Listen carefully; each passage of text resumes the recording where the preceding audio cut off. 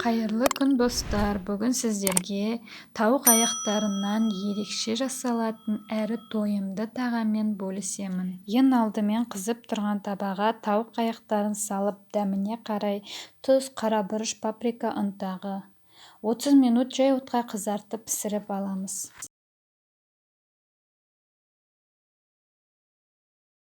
Піскен соң тауықтың аяқтарынан етін видеодағыдай кесіп алып, ұсақтап тураймыз.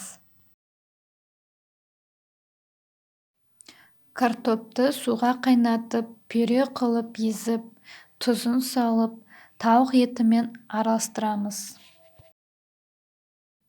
Тауықтың аяқтарынан шыққан таяқты алып, араласқан тауық еті мен картопты видеодағыдай таяққа демелеп домалақтаймыз.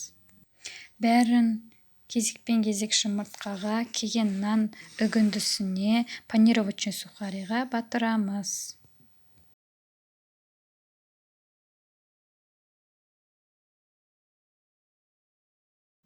Мен 3-4 адамға жасадым. Сіздерге картоп мен тауығын көптеп қылып жасауға болады.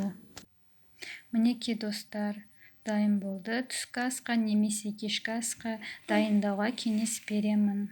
Менің каналыма тіркеліп, лайк басуды ұмытпаңыздар.